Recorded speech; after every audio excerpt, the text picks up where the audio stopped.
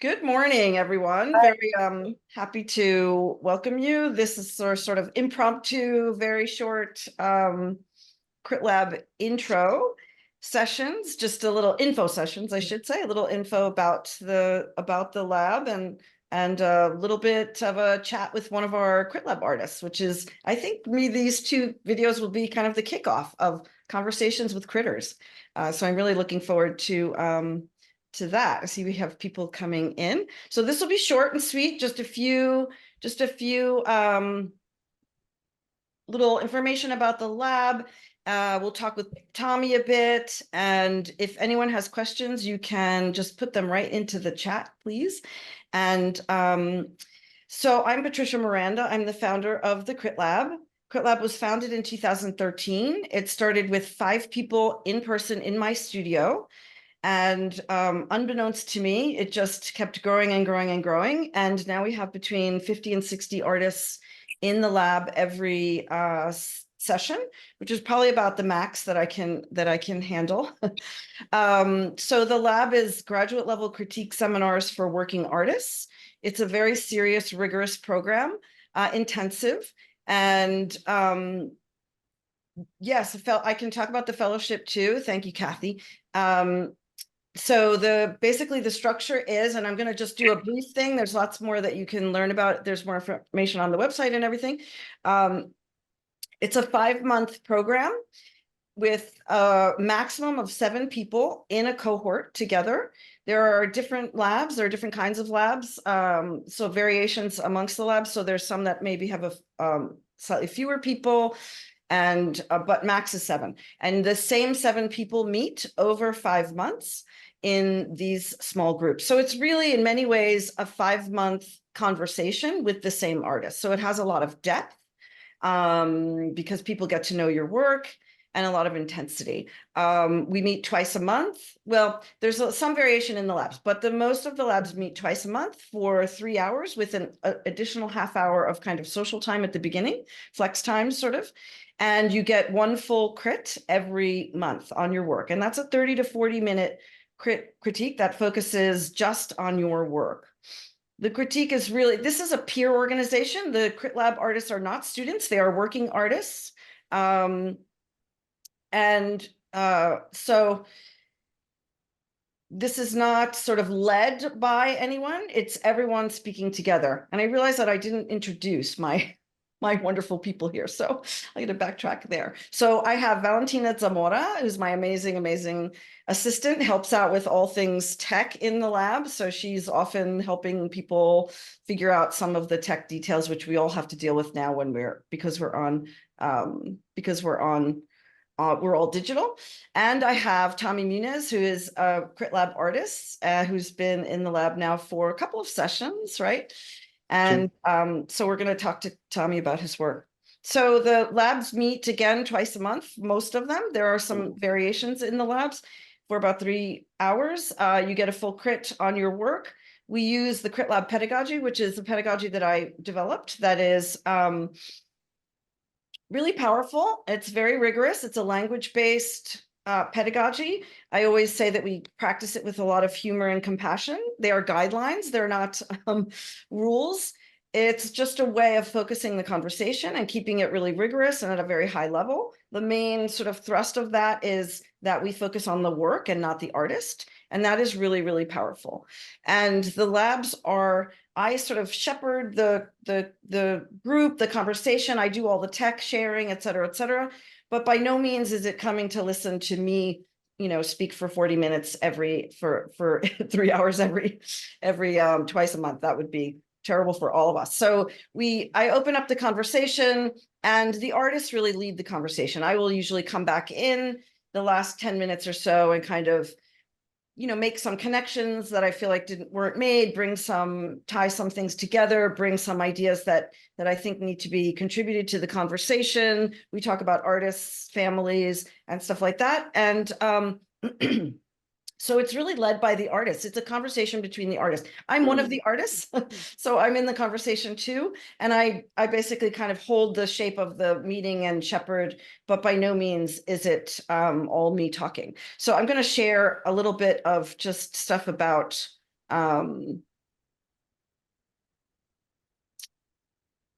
about, so you can see a little bit that happens in the lab. We have the website here. And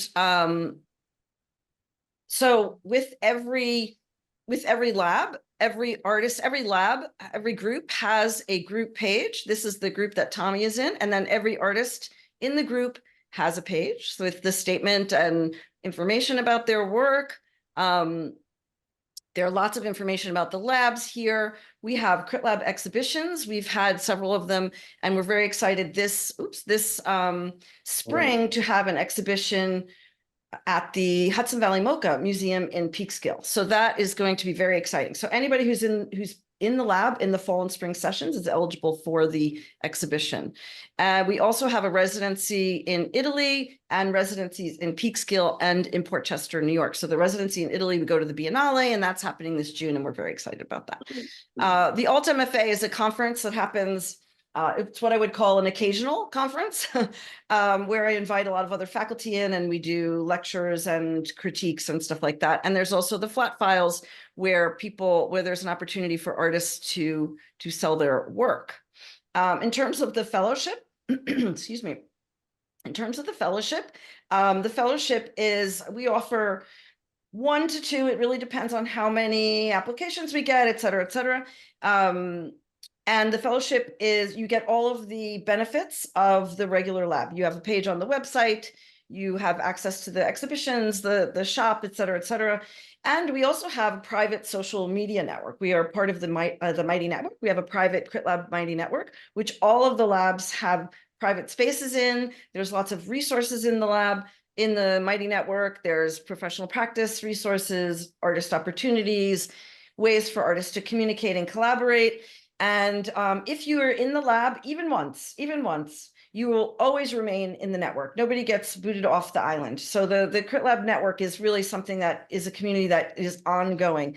So if you do one lab and you don't do another, then you're still in the network. You might not have, you won't have access to some of the private spaces, but you'll have access to the community always. And so that's very exciting. The fellowship, again, includes all of the things that I just said, access to the network and all of that, and full tuition for a main lab or next level labs. It does not include some of the smaller labs at this time, but I'm trying to constantly grow the fellowship program.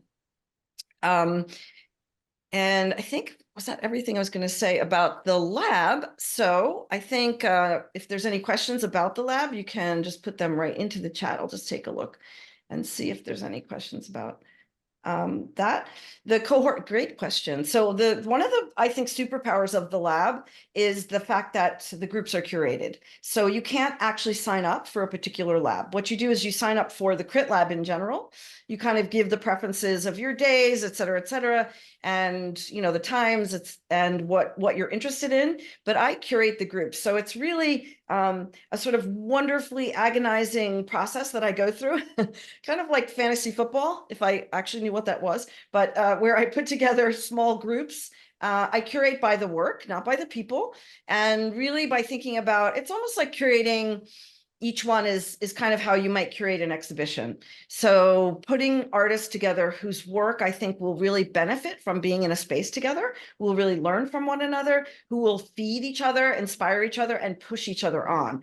And so it's not necessarily about media, right? It's not like all the sculptors are in one group and all, it's not like that, although there probably will be a bit of a preponderance of people. It's really about where people are at in their practice and what kind of conversations they're having and how these conversations will relate to one another.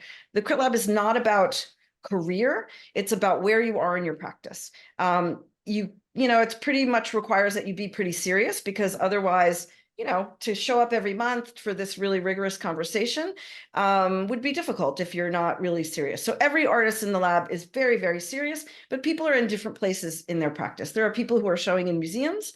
There's a very large proportion of people in the lab who have MFAs, and there are people who do not and are kind of, less familiar with the kind of language and structure we might use, but are just as dedicated, just as serious. We don't differentiate between artists in that way. They do submit images in advance. There's a whole sort of, since we started in person, and when we went virtual in 2020, obviously we were all like, oh my God, how can we do this? It's not possible to look at work online. And so I sat down and thought really, really carefully about a pedagogy of the digital space, because to be honest, 95 to 99% of people are going to only encounter our work digitally anyway, right? So I think that thinking about ways that you can present your work in the digital space is really powerfully important, because this will benefit you not just in the lab, but in your practice in general. It doesn't mean that people won't see your work in person, but because of the digital access we have in all these places, we have so many other ways for people to see our work and to think about the difference in how one presents one's work digitally is really, really important for us as artists. So so in the orientation, I go into much more depth about that and into the actual structure of how the labs function, how we look at work, et cetera, et cetera. So it's really a wonderful, I'm just inspired and awed by these artists. The lab is not really like a class in the traditional sense, which is why some people stay in the lab over time, because it becomes part of their practice to come every month and talk to artists about their work. You learn just as much by talking to the other artists in the group than you do with people speaking about your work. So I want to introduce Tommy, and who's an amazing artist doing some pretty incredible things. And this is Tommy's website. Tommy, I just picked up, I just pulled up this one series, Tommy, but if you want me, I can negotiate to any other area on the website. And so thank you, Tommy, for joining us. Do you want to say hi and talk a bit about your work? Sure. Hello, everyone. Thanks for signing in early morning. My work is mostly about communication and media, and our response to media, and how media impacts our belief systems and our behaviors, and the overwhelming feeling we get from content on a daily basis. So my work is a mixture of materials that have to do with technology, the abundance of e-waste that we are creating by using technology, and the constant advancements that we make creates all this e-waste. And I have collected piles of e-waste, and in this series, I combine them with videos that are somewhat time related, somewhat related to surfing the web and information and belief systems. And it's been a real exciting body of work to develop with the Crit Lab, because in the beginning of this series, I wasn't too sure of where it was going to go, and having the ability to sit down with 4 or 5 people each month and have a conversation about the development of the work has really inspired me to have this body of work grow. I think I have about 7 of these pieces now, and more in my mind that I want to create. Yeah, they're fascinating objects, just, I mean, aesthetically, conceptually, materially. You're using all e-waste materials, and they're so sort of strange and eerie and familiar, right? This is the video of what happens on the screen. So the screens will be incorporated into these often hairy, I call them hairy objects, hairy and hoary objects, right? And so there's a moving component, right? There, can you guys see that there? The video that comes alongside. And I feel like the density of the piece, the density of the information is so reflective of the way that we deal with our media today, and the kind of overwhelm and the kind of strangeness. They're sort of like hybrid bodies, right? Sort of like this, the singularity has happened, and they're sort of machine entities. And with all the conversations about AI and stuff, I feel like that is a really powerful part of the. I was looking for kind of a post-apocalyptic feel, that things are alive. I use silicone to stick everything together, which remains very wet looking. So they're kind of objects that are repulsive, but then you want to go see that screen. You need to go see what's on the screen. Yeah, great. Thank you. And do you want to just say, I mean, you said a little bit about the lab, but one of the, what for you is some of the most powerful things that you find in there's kind a of lot. I mean, the having a group of people that you can trust to try out new ideas that you haven't even developed yet. It's a really safe environment that you can just throw out sketches and see an immediate reaction and get genuine response. And then you could build your practice on what you hear. That's been very beneficial. The ability to learn about grants and shows that I should be seeing, that whole network of the art world, and we share all the events that are happening in our lives based on our practice. That's been real beneficial. The writings, you know, you post so many things that you recommend us to write and to read. The storm of creativity is something that's always in my mind. So it's a real collegiate experience where we learn, we're pushed to grow as an artist, and we're challenged. I find the conversations really challenge me to push my work further or make decisions that I may not have made without the process of your class. Thank you. That's great. Well, yeah, I mean, we learned so much. And as you can see, Tommy's work is very technology based. We have artists working in, painting, representational painting, abstract painting, to technology and conceptual projects, longer term projects, really quite a diversity of, because that's the world today, is that artists are working in all kinds of forms. And it's really, really exciting. We learned so much from one another. So that's a little bit of just a little quick insight into the lab. And the fellowship deadline is tomorrow, the 14th of January.